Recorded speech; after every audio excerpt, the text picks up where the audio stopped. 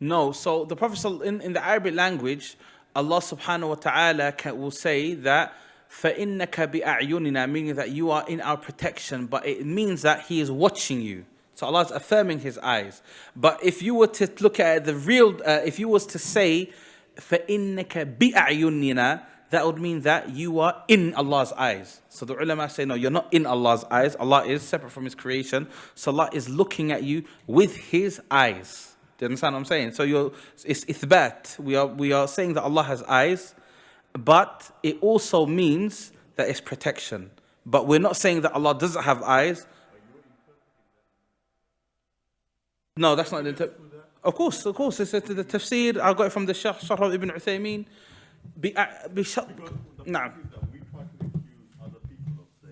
But what they do, with regards to the eye one, what they do is they say Allah does not have eyes, Allah does not see with these eyes, and that this means protection. When we say that Allah subhanahu wa ta'ala is protecting Musa, meaning Allah is watching over Musa with His eyes. Allah is watching over Musa with His eyes.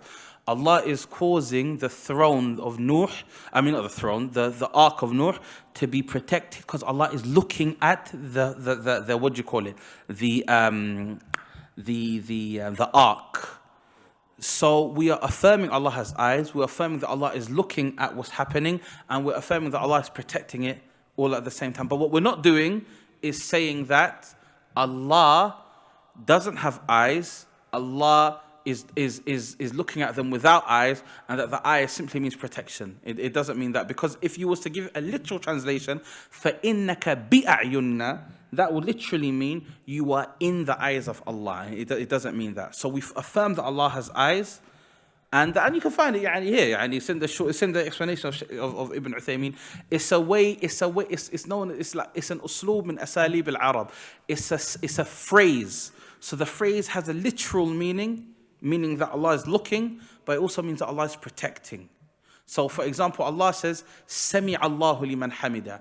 Allah hears the one that praises Him. Sami'a means that Allah hears, but it also means Allah answers. So Allah answers the prayer and Allah hears the prayer. Do you kind of understand? So sometimes two meanings, an ayah can have two meanings, but we are not invalidating the initial meaning. So we're not saying that Allah doesn't have eyes, or the eye simply means protection. No, Allah is looking at Musa. Allah is looking at the Prophet Muhammad sallallahu alaihi wasallam, but He's also protecting him. Do you understand? But the issue with this is sometimes when you try to say something in English, like even, it's good that you brought this up, because it would have sounded as if I'm saying that Allah is just protecting them, but it doesn't mean that. But the issue is, if I was to say, and because normally I translate the ayat on my own, because it obviously, alhamdulillah, but even the ayat for فَإِنَّكَ بِأَعْيُنِنَا, all of the translations have issues with them when you try to convert it into English, because ba in the Arabic language, ba can mean aligned with, it can mean inside something. So it's very difficult to bring a translation which gives the ayah its haqq. So maybe some naqs from.